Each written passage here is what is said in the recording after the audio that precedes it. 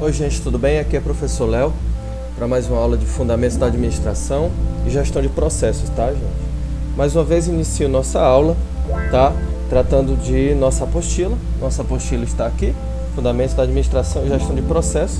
Gostaria de falar para vocês que na medida que nós vamos continuando nossas aulas, a gente vai continuar com aquele método de mistura de teoria e prática, certo? Nós não vamos esquecer que tudo que a gente vai ver do ponto de vista da teoria vai ser como uma espécie de horizonte para a gente aplicar, certo? Mas sempre haverá, de todo modo, um momento da aula em que nós teremos prática e nós teremos também a teoria, tá certo? Vamos tentar ligar uma coisa com a outra, tá? Na aula passada nós falamos sobre fluxograma, não foi? E ao falar de fluxograma, eu solicitei que vocês acessassem algumas ferramentas que lhes permitiriam falar de fluxograma, fazer o seu próprio fluxograma adaptado, né, para uma empresa fictícia que poderia surgir na sua cabeça, claro que baseado no modelo que estava disponibilizado na nossa apostila. As dicas que eu dei para vocês foi que vocês acessassem o Lucidchart, não é isso? Lucidchart.com, o app deles, e também pedir para que vocês pudessem acessar, né, caso tivessem, tá, o nosso Visage Process Modeler, que é outro programa bem bacana para elaboração específica de fluxogramas, e também você pode produzir outros tipos de gráficos sempre ligados, certo, à administração. É importante você entender o quê? Nesses dois tipos de ferramentas para você aplicar a sua obra administrativa para que a empresa possa funcionar melhor, tá? Principalmente quando se trata de, nesse caso específico, de fluxograma, sempre que você for usar, você pode começar tudo do zero ou então pode pegar modelos pré-estabelecidos para aplicar, tá certo? Então, essa é a primeira coisa que eu gostaria de deixar muito claro para vocês, tá? Vocês podem começar tudo do zero, desenhar o fluxograma, ou outro tipo de gráfico a partir do nada, quanto vocês também podem aplicar a partir de modelos pré-disponibilizados, já disponibilizados tanto na apostila, né, quanto nos próprios softwares e aplicativos, programas que nós estamos abordando, tá? Essa é a primeira coisa que eu gostaria de falar para vocês, tá certo? Lucidchart, Visage, tá? E outro tipo de programa você também pode aplicar, Illustrator, assim por diante, tá? Hoje nós vamos continuar falando, tá? Da primeira teoria administrativa que nós estávamos falando, certo? Vamos finalizar esse assunto. Claro que ao finalizar esse assunto nós vamos falar também de abordagens críticas a esse assunto e logo em seguida nós já vamos passar um outro modelo prático de gráfico, tá? Ou de esquema administrativo que você pode aplicar, tá certo? E aí você pode aproveitar aquela ideia de empresa que você tinha usado para construir o fluxograma, tá? Para entender os processos internos de funcionamento da empresa, você pode, já que você já tinha a empresa na cabeça, né? Você pode pegar aquele modelo de empresa que você visualizou para construir o fluxograma e continuar visualizando essa mesma empresa para aplicar nesse novo gráfico, nesse outro tipo de elemento organizativo, né? Empresarial, né? Que você vai precisar aplicar, vai precisar praticar hoje, que é outro tipo de ferramenta, né? A primeira ferramenta era o fluxograma, né? O fluxograma como método. Nós teremos agora outro tipo de aplicação prática, tá? E aí eu peço para que vocês se preparem para trabalhar tanto o Lucidchart quanto trabalhar qualquer outro tipo de programa em que você se sinta mais à vontade. Claro que sem esquecer os detalhes, né, da estrutura, do esqueleto de funcionamento que serve de base para todo tipo de ferramenta administrativa, tá? Toda ferramenta administrativa tem uma base conceitual que vai estar lá dando suporte à elaboração dos gráficos, à elaboração dos modelos que você vai utilizar como instrumento para entender os processos da empresa, mas não só entender os processos da empresa, mas também propor soluções tá? Identificando problemas, propor soluções e assim por diante, tá? Os gráficos não servem só para você entender como é que a empresa funciona, ele também serve para você programar atividades para resolver um problema, tá? E aí esses gráficos, né, o nome correto não é gráfico, na verdade são modelos de gestão de processos, tá? De empresa, de administração, eles são muito bem-vindos também nesse sentido, tá bom? Aí, esse é o primeiro aspecto, tá? Levando em consideração isso, gente, eu gostaria de agradecer os alunos que mandaram o fluxograma para mim no Google Sala de Aula, tá certo? Os modelos estão ficando legais, tá? Eu estou muito satisfeito.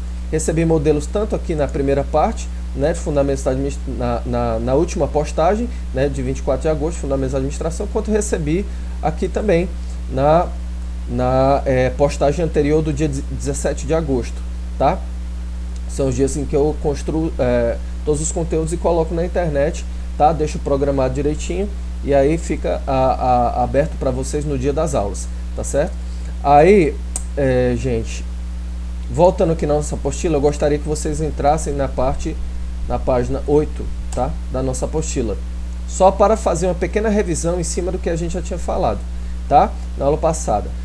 E aí a gente vai avançar na tematização de outras coisas que são igualmente importantes, né, para entendermos essa primeira teoria administrativa, né? O primeiro momento da aula é falar dessa teoria administrativa, que é a organização, o modelo de organização científica, né? A administração científica de Taylor, tá certo? A gente estava vendo esse modelo até o presente momento, tá? Claro que fazendo a contextualização daquilo que Taylor disse com a Revolução Industrial, tá? Aí nós temos aqui, ó, gente, aqueles princípios de organização racional do trabalho, né? Os princípios que nós falamos brevemente de organização do trabalho estão aqui na página 8, tá? Da apostila, Organização Racional do Trabalho. E aí, na aula passada, no finalzinho, eu fiz uma breve exposição sobre alguns desses princípios. Os outros eu não aprofundei, até porque eu não via tanta importância neles. Mas você também pode estudá-lo para poder entender a lógica daquilo que o Taylor, tá, chamou de organização racional do trabalho. Tá? Aí nós temos análise do trabalho, estudo de tempos e movimentos, né? Nós já falamos sobre isso, né? Essa coisa de economizar movimento e economizar tempo, né, de trabalho para poder você dar um resultado mais eficaz. Estudo da fadiga humana, né? Você não vai deixar o trabalhador muito cansado, tá? Você vai ter que tentar ajudá-lo a não se sentir muito cansado. Por isso eu precisei de várias equipes para que dentro dessas equipes cada um possa exercer uma função específica. Esse também era um outro aspecto da organização racional do trabalho do Taylor, tá? O Taylor chamava isso tudo de organização racional do trabalho. O conjunto desses princípios estava dentro daquilo que ele chamava de ORT, Organização Racional do Trabalho, tá bom? Só para a gente frisar esse aspecto, enfatizar isso, tá? O terceiro princípio, né, o aspecto da Organização Racional do Trabalho, é a divisão do trabalho e especialização do operário, que é aquilo que a gente estava falando, né? Dividir direitinho cada cargo ou tarefa para que não haja que não recaia muito peso de atividade nas costas de uma pessoa ou mais, tá? Desenho de cargos ou tarefas, tá certo? E aí é o que eu disse, isso aqui já é meio que o prenúncio dos primeiros modelos de fluxograma, tá? Dos primeiros modelos de atividade. Você precisa desenhar os cargos e dizer quem estava responsável. Você fazia os gráficos e aí você definia distribuía as ações por meio desses gráficos que diziam quem fazia o que naquele momento dentro das fábricas, né? Incentivos salariais e prêmios por produção, né? É importante incentivar salarialmente o trabalhador, né? Para que ele possa render. À medida que ele trabalha muito e o salário baixa, a motivação diminui. Então é preciso você garantir o salário e a premiação também por produção, né? O salário fixo mais aquela premiação adicional. Conceito de homo econômicos, né? Que é a ideia de que, aqui para o que está disponibilizado na nossa apostila, é o que define o homem como um homem um homem que é medido, né? Os valores do homem são medidos pelo salário que ele recebe, tá certo? Claro que essa ideia de homo economicus remete à filosofia grega, fala de Aristóteles, né, que tinha a ideia de oikonomia, né, que é a ideia de... o que era a oikonomia? Era exatamente o princípio básico da economia, que tinha a ver também com a administração, que é o quê? Como é que a ideia de casa, de oikos, né? Como é que você vai organizar a sua casa para que tudo funcione direitinho e que você não deixe nada ficar em desequilíbrio? Também era isso, né? Você não desequilibrar as relações para não construir tensões, não construir muitos conflitos. Então você precisava organizar melhor a casa. Então a palavra economia e administração já começava de alguma forma na filosofia grega, lá no Aristóteles, onde ele se perguntava o que era a economia voltada para a administração da casa e a administração também da cidade, tá? Só que aqui, especificamente, a gente tem um afunilamento da ideia de economia, e a gente está falando especificamente da economia como aquilo que mede o homem, tá? O homem é medido pelo salário que ele recebe, e aquele salário é exatamente a medida de valor que vai ser entregue a um certo trabalhador que realizará um tipo específico de atividade, né, que corresponda às demandas da empresa em que ele trabalha, né? E aí você também, isso aqui é um dos aspectos da organização racional do trabalho, outra coisa que você tem que sempre avaliar, tá certo? Condições de trabalho, você precisa dar boas condições de trabalho para as pessoas renderem, né? Porque em espaços que não são bons de trabalhar, espaços onde tem muito calor, espaços em que você não se sente confortável com a estrutura física, né, vai fazer com que o seu rendimento caia também. É preciso avaliar também as condições de trabalho para que não haja insatisfação por parte do trabalhador, embora seja necessário, né, que o trabalhador também corresponda às necessidades da própria fábrica. Mas, enfim, padronização, esse é um outro aspecto extremamente importante, a ideia de padronizar.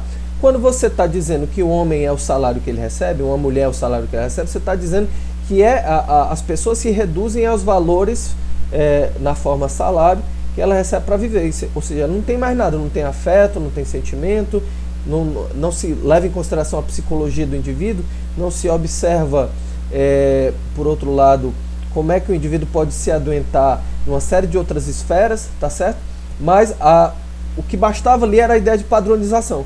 Você vai ter que dividir por igual as pessoas dentro daquele conjunto de tarefas, tá? Que servem como conjuntos de equipes, né? Que vão atuar mais ou menos da mesma forma. A padronização é isso, tá?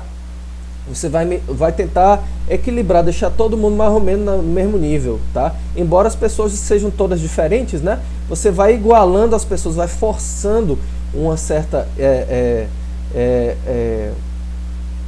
controle das pessoas para que elas se encaixem naquele modelo de administração do trabalho, né? Isso aí também tinha muito efeito colateral, né? Só que apenas outras teorias da administração vão dar conta disso aí, tá certo? Supervisão funcional, tá? Supervisão funcional é isso. Para padronizar, você precisa ter alguém coordenando equipes. E o coordenador de equipes, o supervisor, é que ele vai tentar garantir essa padronização e essa igualdade entre as pessoas, certo? E aí, isso aqui é o resumo dos aspectos daquilo que o Taylor chamou de organização racional do trabalho, né?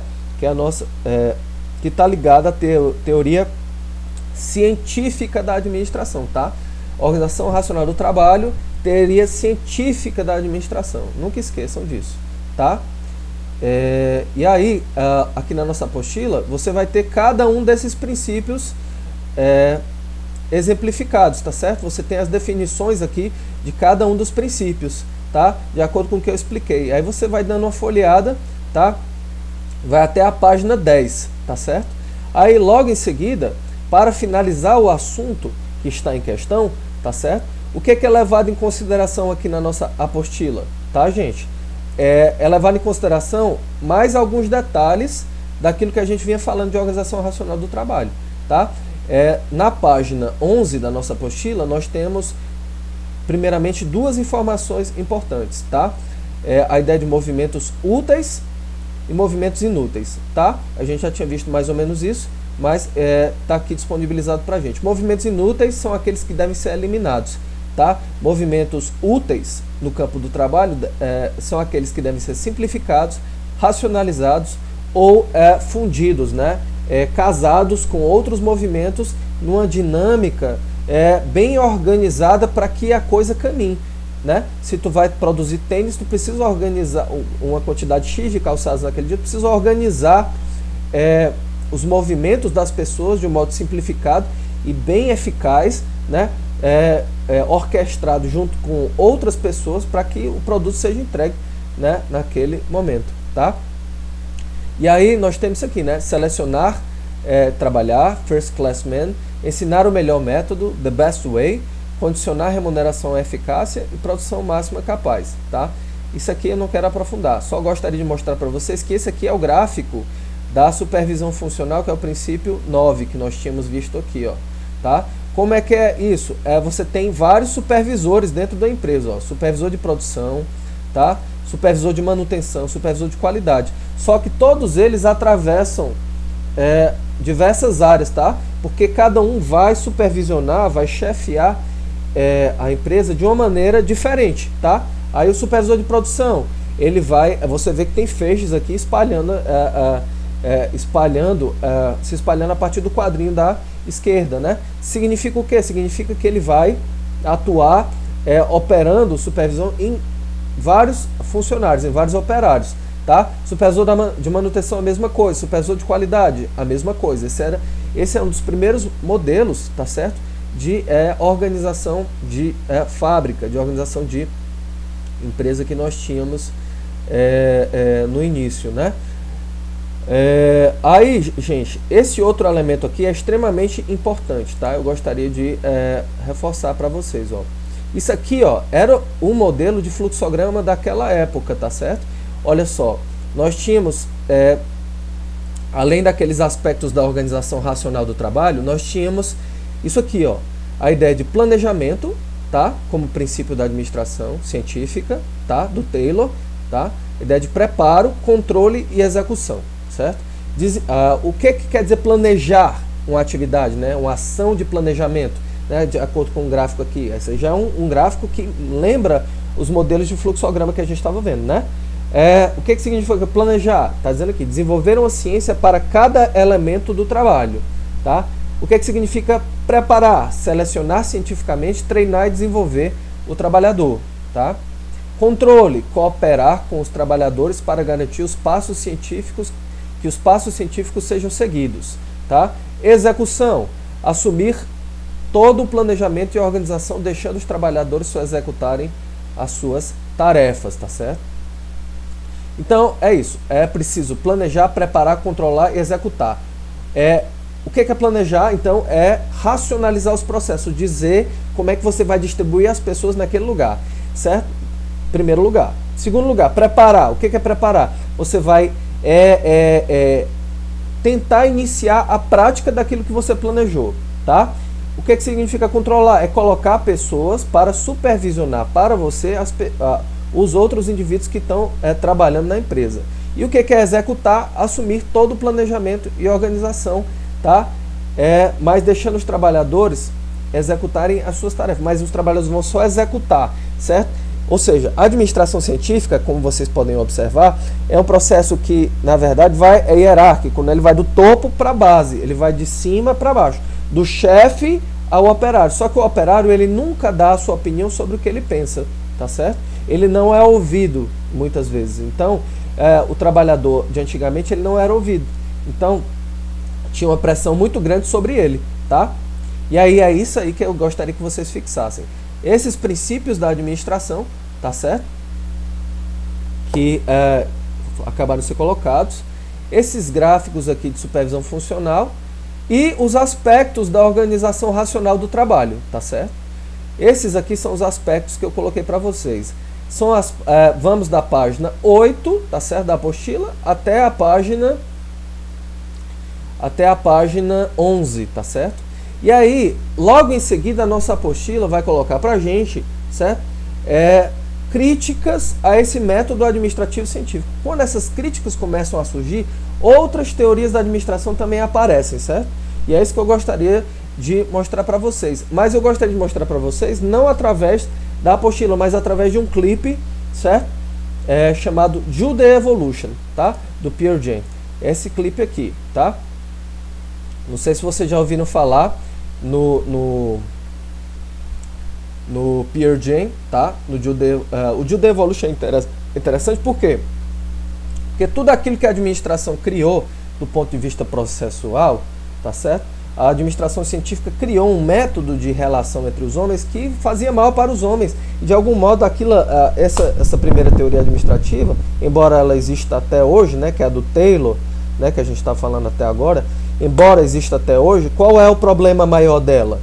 O problema maior dela é que ela surgiu dentro de um esforço de guerra, tá? Essa coisa de produção em série também teve a ver com produção de armas em guerra, com produção de uma série de elementos que foram usados para o quê? Para armar os homens em série, em massa, né? Assim como você produz um produto em série qualquer, você, né, um sapato, uma bota, uma roupa, você pode produzir armas de guerra, tá? E o Jude Evolution é uma coisa bem interessante porque fala exatamente sobre isso, tá? E aí tem a síntese de todas as críticas a essa teoria de administração, embora existam aspectos positivos dessa teoria administrativa que devam ser mantidos, tá? Mas vamos dar uma olhada nesse material aqui, na verdade é um clipe incrível, tá certo? Vamos lá, vou mostrar aqui para vocês esse material.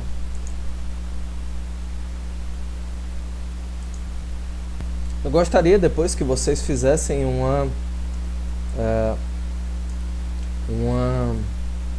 dessem uma assistida nesse clipe de uma maneira mais calma e aí vocês pudessem me passar a opinião de vocês sobre esse material que eu acho super bacana, tá bom? E aí na próxima sessão a gente já coloca outras informações, seja sobre esse clipe, inclusive sobre os modelos práticos que vocês podem desenvolver para na forma de método administrativo, tá certo? E aí vamos continuando aqui. Muito obrigado pela atenção, até já.